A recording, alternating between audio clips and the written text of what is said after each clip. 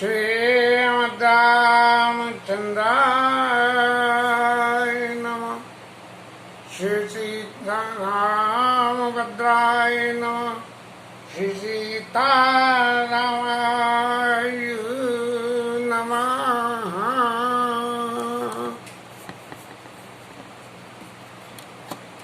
कल की कथा में शंकर जी की बारात की तैयारी होने लगी। देवता बहुत प्रसन्न होकर लगे समारन सकल सुर वाहन विविध विमान होय सगुन मंगल सुबद करई अपचरान। देवता लोग अपने अपने वाहन संभालने लगे और वाहन संभालने में देवताओं को क्या क्या यत्न करने पड़े। जैसे भौतिक जगत में बारात के लिए हम सब लोग जाते हैं तो कोई किसी के संग जाता है, कोई किसी माध्यम से जाता है। ऐसे ही सब लोगों ने अपने अपने ग्रुप बना लिए और वाहनों को अपने अपने अपडेटिंग करके और सब चल दिए। अब जहाँ तक बारात की बात रही वो तो ये प्रसंग आ गया, लेकिन अब शंकर जी को जो है दूल्हा बनाना है तो उन्हें दूल्हा बनाने के लिए क्या क्रिया हुई है इसका वर्णन आता है।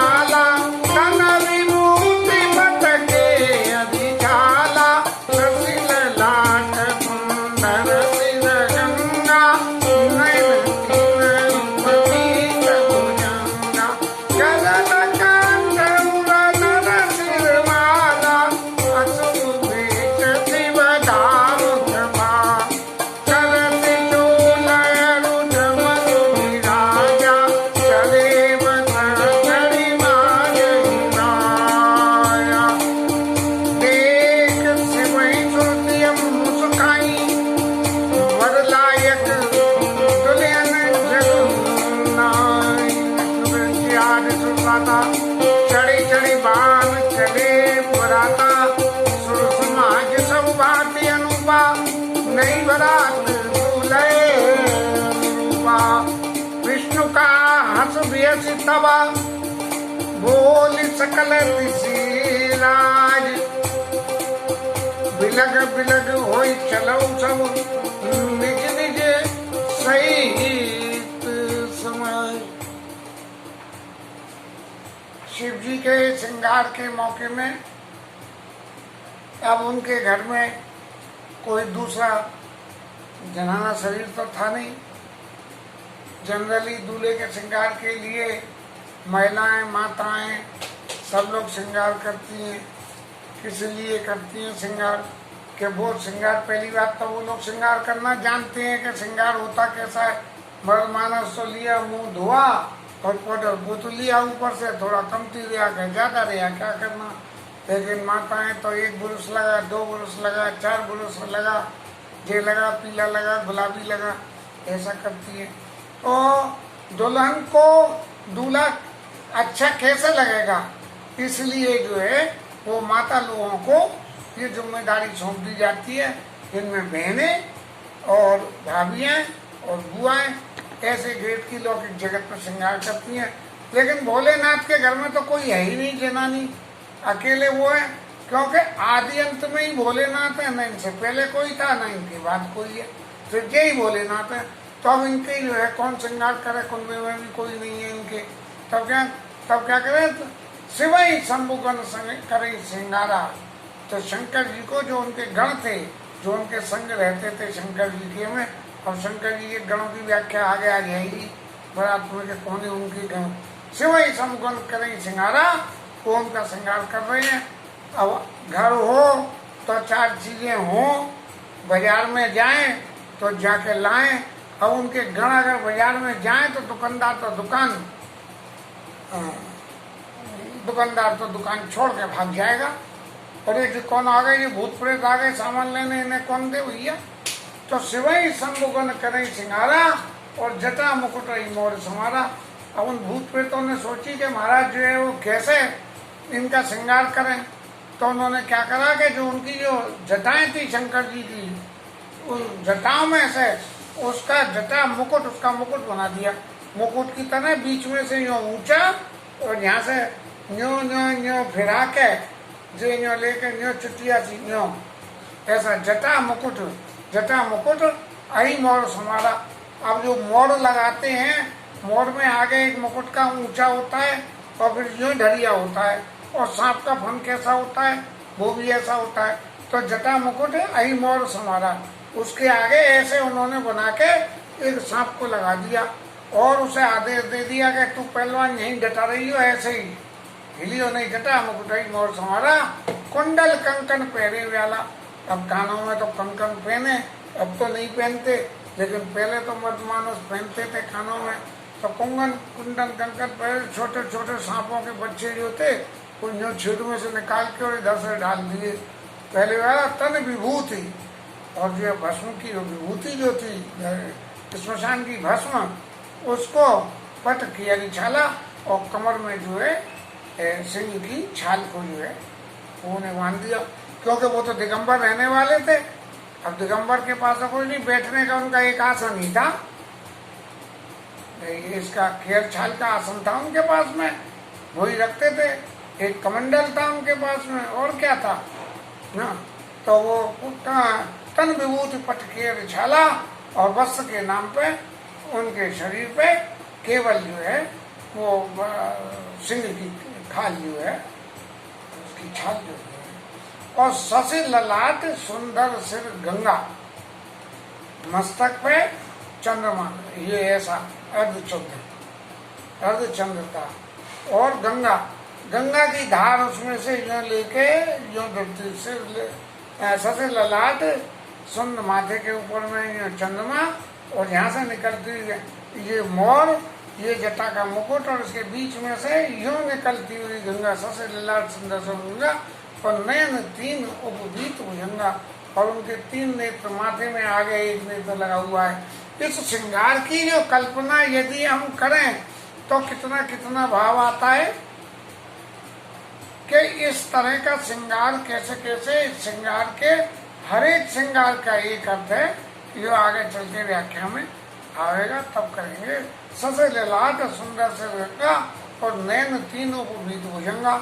अब भैया पुराने टाइम में तो वो जनेऊ पहनते थे, अब भोलेनाथ भस्म लगाने वाले जिनके कुछ नहीं, मैं कहाँ से जनेऊ आवे, तो एक सांप लेके डाल के तो उनके जनेऊ बना दिया।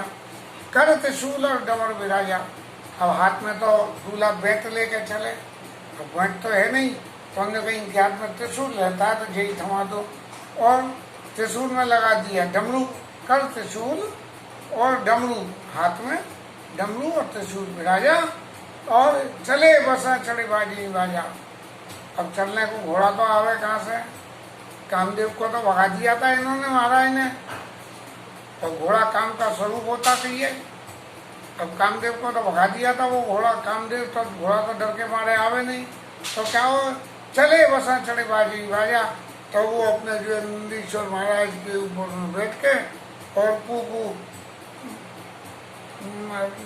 बाजे बजने लगे, आज मेरे यार की शादी है, ऐसा करके जो है। नए जमाने में तो यही बजते थे, अब उस वक्त तो कहीं प्रसंग में है नहीं कि कौन सा गाना बजा के आज मेरे यार की शादी है या नहीं है।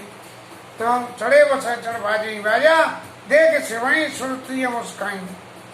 अब घर में कोई जना नहीं तो उनके थी नहीं, और बारात में जा रहे थे देवता, तो निश्चय ही यहाँ से बारात इकट्ठी होगी, वहाँ तक जो है पहुँचाने के लिए जनाने आएंगे।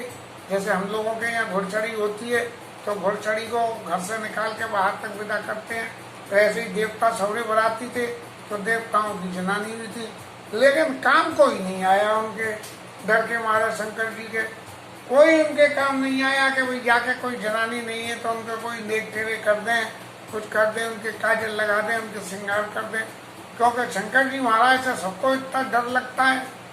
हाँ, इसलिए कोई भी नहीं आया। और देख शिवई सुरती मुस्काई और ठट्टा और करने लगी, क्या के बड़ लायक दुल्हन जगनाई, ऐसे बर के लिए तो दुल्हन का से। अब दुल्हन भी ऐसी हो जो इनकी तरह से वेश धरे, और दुल्हन के लिए इनकी तरह से वेश धरना कोई संभव थोड़ी ही है, तो इसलिए इनके लायक दुल्हन इस संसार में कहिए। और विष्णु ग्रंथी आदि सुरसाता चढ़ चढ़ी वाहन चली बराता, अपने अपने वाहनों पे चढ़ के ब्रह्मा जी अपने हंस पे बैठ के, और विष्णु भगवान काय पे बैठ के चले, गरुड़ महाराज पे। सुर समाज सब विष्णु ग्रंथी आदि सुरसाता चढ़ चढ़ी वाहन चली बराता, अपने अपने वाहनों पर चढ़ चढ़ के चल दिए। अब शंकर बाबा के घर गृहस्थी होता तो कोई बस मंगा लेता, एक कहीं से देवताओं का बड़ा लंबा चौड़ा विमान मंगा लेता, सारे देवता उसमें लग जाते और फिर वो विमान चलता। लेकिन शंकर जिनके घर गृहस्थी हो उनके यहाँ तो सब कुछ ज्ञान कुछ नहीं है, उनसे कह दीजिए तुम ब्याह कर लो तो चल दिए ब्याह करने, बोले बाकी इंतजाम कौन करेगा, तो इसे ब्याह कराना है वो इंतजाम करे। मैंने तो कही नहीं थी ब्याह कराओ, लेकिन ब्याह करा रहे हो तो मैं तो तैयार हूँ, ब्याह कर लो, चलो इंतजाम सुनो। तो चढ़ चढ़े वाहन चली बढ़ाता, सारे देवता अपने अपने वाहनों को लेकर चल दिए।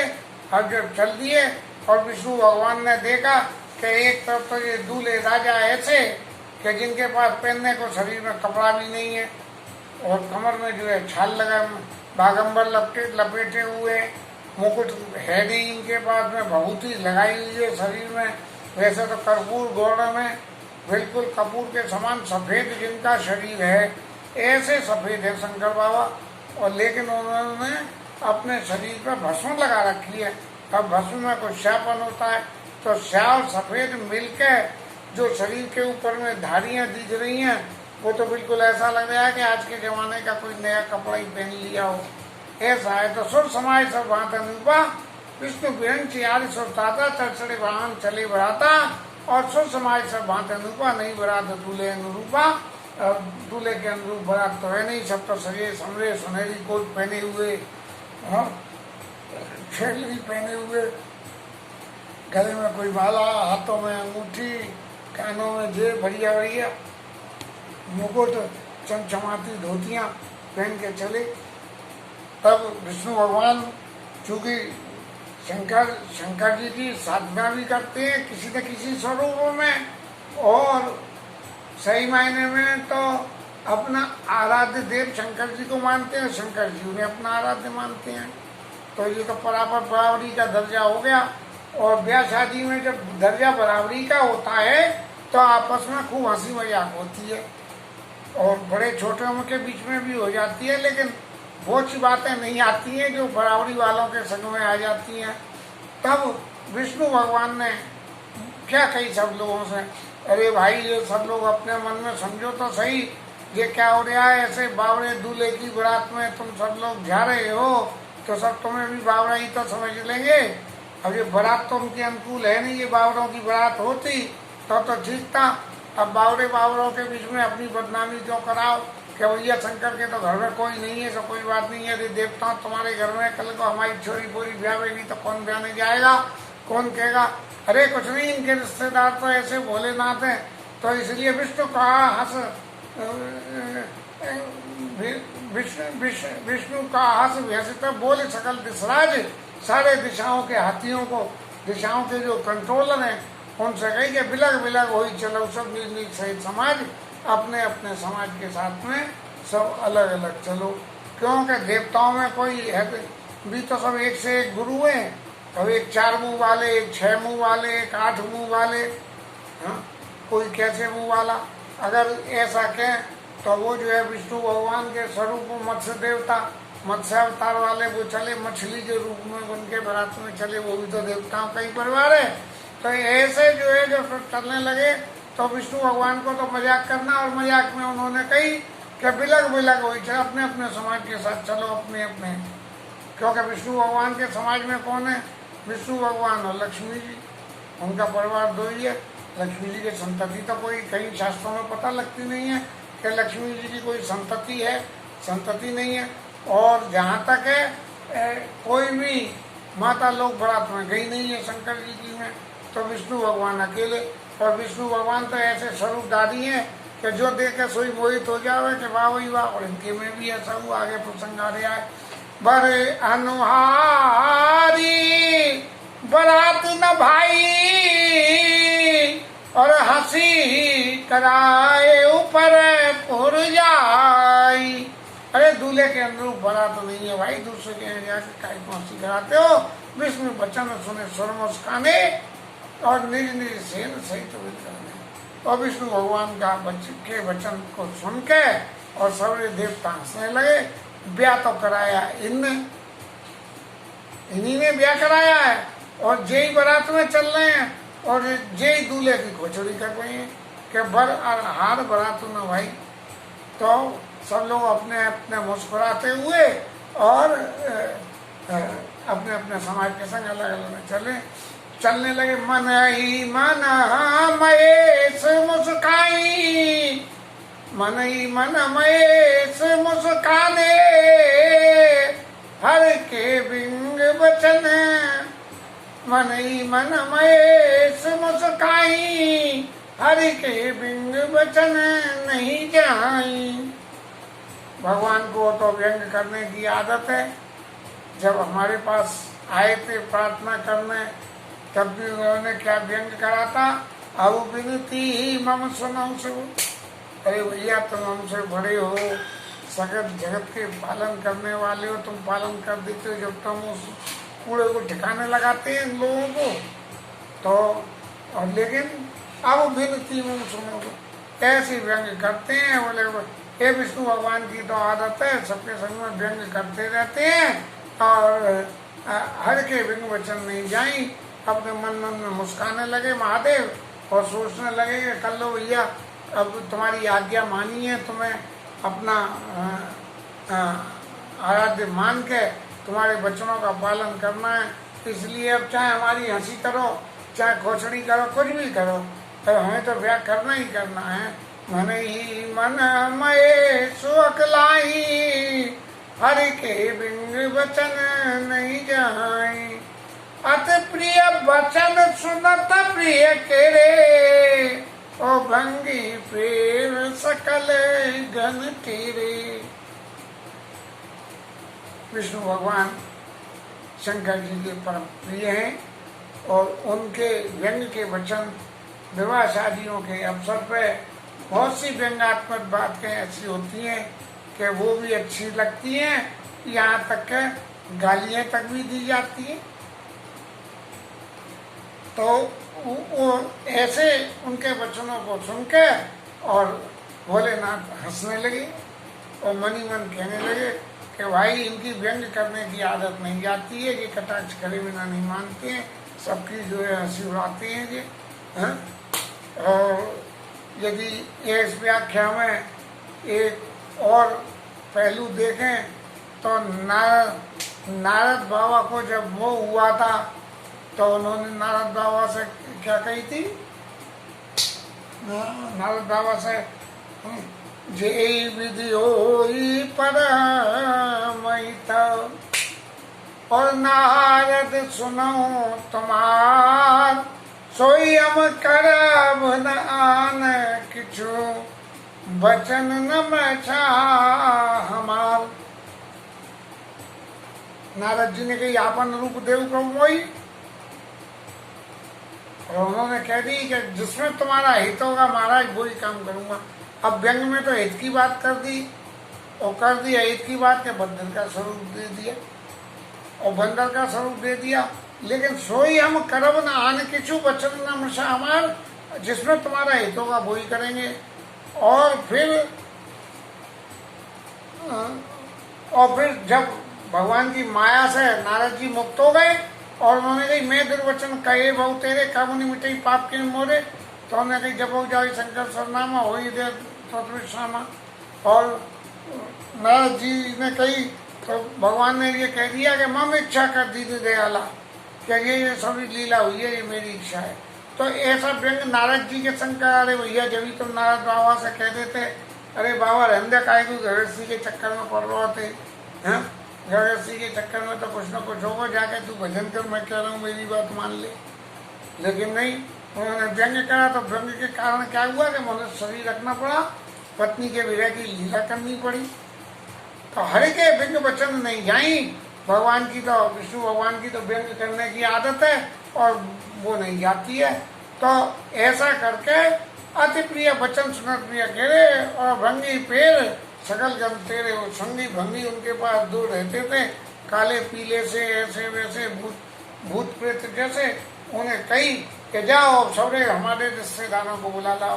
कहते ये हैं कि शंकर जी रुद्रावतार हैं, रोते हुए पैदा हुए थे। नारद बाबा ने कही उनसे कि सृष्टि की रचना करो, तो हमने भूत प्रेत बना दिए सृष्टि में। रुद्र महाराज ने भूत प्रेत बना दिए। तो ब्रह्मा बाबा ने मना कर दिया, तुम कुछ मत करो सृष्टि, तुम तो सत्यानाश करने पर उतार हुआ, तुमसे कुछ नहीं कराना। फिर मनुष्य शत्रुपा का प्रसंग आता है, वो सबरी बातें अलग हैं। तो शंकर जी के सारे गण जो है आ गए। ऐसे ही गणों ने आके जो शंकर जी का श्रृंगार करा, तो बाजार जाके सामान लाए कहाँ से, जिसकी दुकान पर चढ़ जाते वही भगा देता कि चलो रे, जब भूत प्रेतों की दुकान नहीं है इंसानों के लिए, वैसे ही दुकान छोड़ के भग जावे। रंगी पेश शिव अनुशासन सुन सब आए और प्रभु पद जलज शीश सिद्धाए। और आके उन्होंने शंकर जी के चरणों में अपना अपना सिर नवाया। अब उनका नाना वाहन नाना वेशा, वैसे सब समाज ने देखा, तरह तरह के तो उनके वाहन थे और तरह तरह के वेश थे कि जिन्हें देख के क्या कही जाए। लेकिन बाबा तुलसीदास ने उनका वर्णन कर ही दिया। को मुख ही न विपुल मुख खाऊ, बिनु पद कर वो को बहु कर भाऊ। विपुल नयना और नयना बीना, हृष्ट पुष्ट खोआती तन खीना। किसी के तो मुँह ही नहीं है, सपाट हो गया चेहरा, या मुंह नहीं है, बाकी सब सौदा मौजूद है।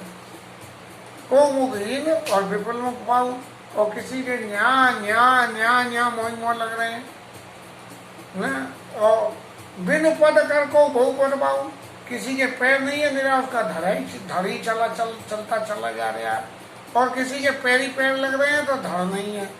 ऐसी रचना जो शंकर भगवान ने करी थी, उस रचना में अपने गणों को बुला कर भेजा। विपुल नयन को नयन बीना, किसी के नेत्र नहीं है और किसी के चार सारे खोपड़े में ही नेत्र चारों तरफ लग रहे हैं। हृष्ट पुष्ट कोई बीना हो तो भारी भरकम बाबा, और कोई शिक्षक कंधे से धन।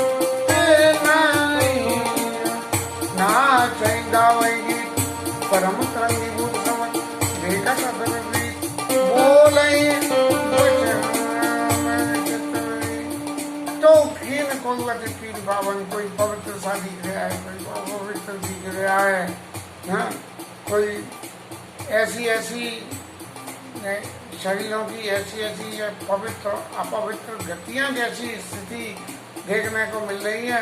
भूषण कराल कपाल, कपाल उनके जो है मुंड की माला डली हुई है, ये तो उनके भूषण है, हाँ, और सब पैसे ऐसे भयंकर हैं और सोने तनवर हैं, उनके खून लग रहा है उनके ऊपर में। और खर शान सुअर सकाल मुकुरन वेशन, किसी का मुंह सुअर का है, किसी का कुत्ते का है और किसी का मुंह गीदड़ का है। ऐसे जने कितने वेश इनका वर्णन नहीं करता। बहुत जिनस प्रेत पिशाच जोगी जमात नहीं बने, जने कितनी जोगिनी छोगिनी भोगिनी डाकिनी छाकिनी पिशाचिनी ऐसे ऐसे लोग आ गए और इन सब के आंखें की क्या करने लगे, नाच ही जाओ गीत, और ये खूब तबीयत से नाचने लगे और करने लगे।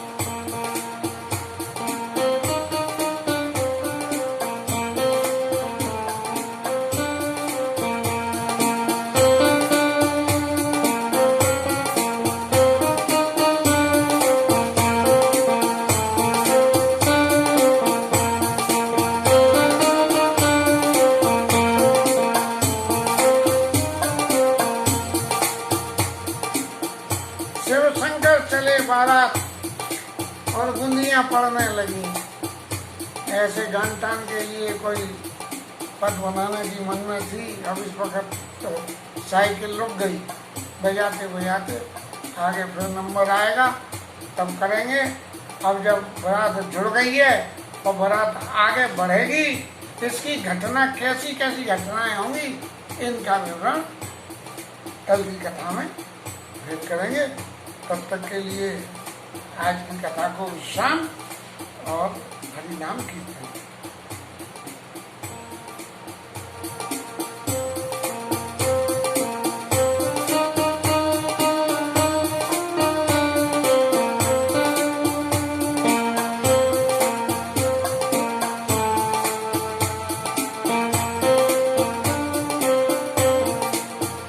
हरे